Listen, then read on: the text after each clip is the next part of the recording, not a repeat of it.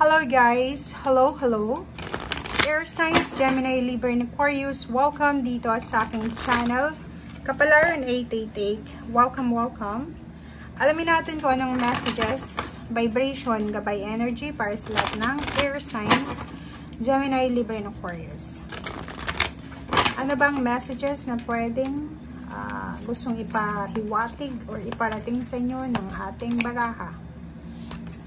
First card, second card, and third card. Alam mo yung takot, lahat ata ng tawag dito, lahat ng zodiac signs, may mga nararamdamang takot. Okay, so, Air Signs, Gemini, Libra, and Aquarius. Sa araw na ito, nakikita natin dito na medyo takot ka, 'di ba? Marami kang kinakatakutan. Ang iba sa inyo dito is natatakot kayo para sa health nyo, or pwedeng sa health ng inyong family members, or pwedeng may nararamdaman siguro kayo ngayon na kailangan yung bigyan ng pansin, 'di ba? Parang yung ibang air signs dito is medyo nagkaka-phobia, anxiety. If ever may high blood ka, check ng blood pressure mo, parang gano'n. Dito naman is transportation. Pwedeng kung may kinuha kang isang sasakyan na hindi mo mababayaran, natatakot ka na baka ito ay kunin ulit sa'yo ng pinag-utangan mo. Parang gano'n. Or pwedeng may travel ka na parating, natatakot ka dito sa travel na ito. Pwedeng papunta ka ng ibang bansa, or posibleng nag-apply ka ng trabaho bilang isang OFW. Ang kinakatakutan mo is hindi ka pumasa sa medical, or hindi ka makakakuha ng visa or ng ticket or plane ticket or kung ano man to na kinakatakutan mo. So, paki-comment sa comment section kasi maraming pwedeng mangyari dito sa 3 cards na to.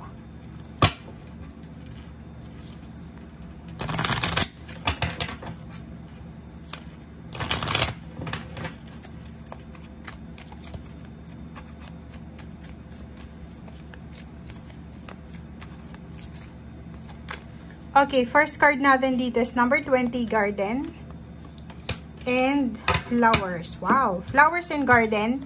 Kung makikita mo dito, sinasabi na may iba sa inyo dyan na may pinaghahandaan na posibleng celebration. Okay? It's either may darating na relationship or may parating na celebration. Dito sa barahang ito, eto yung yung parang expected mong celebration na magaganap. Nakikita ko sa'yo dito na pinaghahandaan mo siya. So, parang, for example, imbitado ka sa isang kasal, abay ka, ninang, ninong, pwedeng ngayon pa lang is nagre-ready ka na, 'di ba? Naka-focus ka sa pagpapapayat, pagpapaganda, pagpapagwapo, or parang nakikita natin dito na pinaghahandaan mo kung ano man ito na parating na okasyon, party, relationship, or kung ano pa man. Okay, thank you.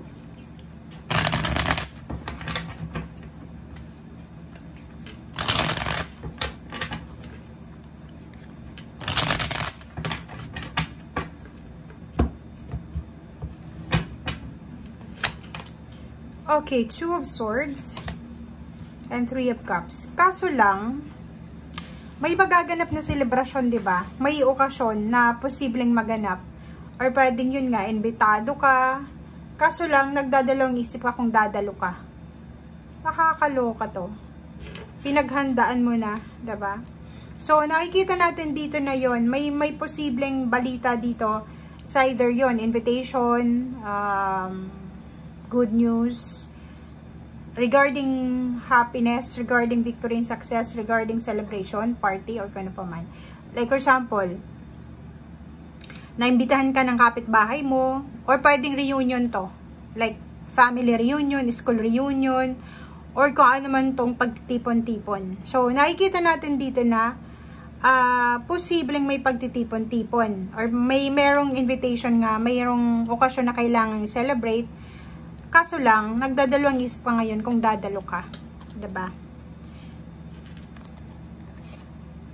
Okay. Nakikita din natin dito na may magpaparamdam sa'yo. 'Di ba? If single ka, looking for a relationship, maraming mas bata pa sa'yo or pwedeng kaedad mo lang ang magpaparamdam ng pagkagusto nila sa'yo. Kaso lang, nakikita ko sa'yo dito, hindi ka interesado. Diba? Hindi ka interesado eh.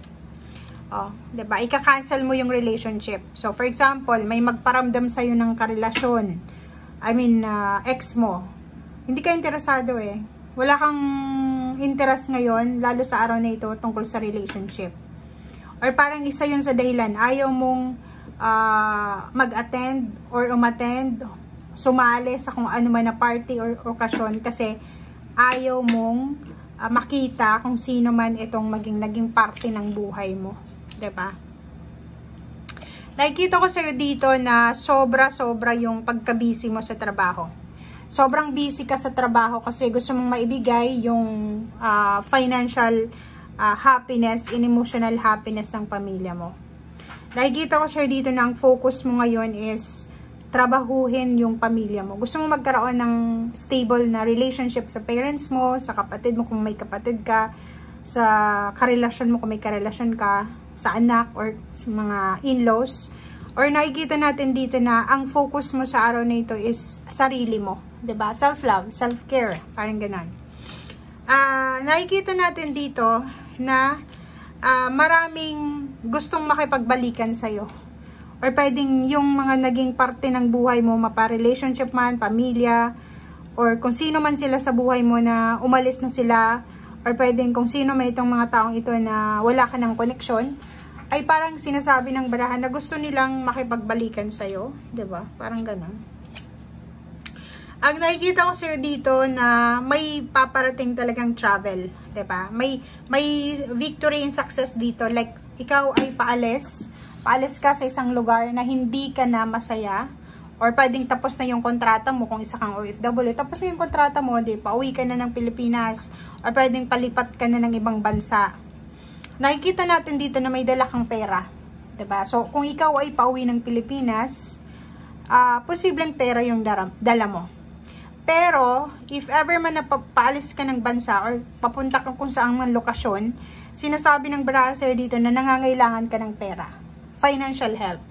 Okay? So, ang nakikita ko sa'yo dito, isa sa dahilan kung bakit ka sobrang workaholic ngayon. Hindi ka magkaunggaga sa pagtatrabaho, pag-overtime, or kailangan mong mag-ipon ng pera, kailangan mong mag-save, kailangan magtipid, kasi may kailangan kang malaking halagang pera.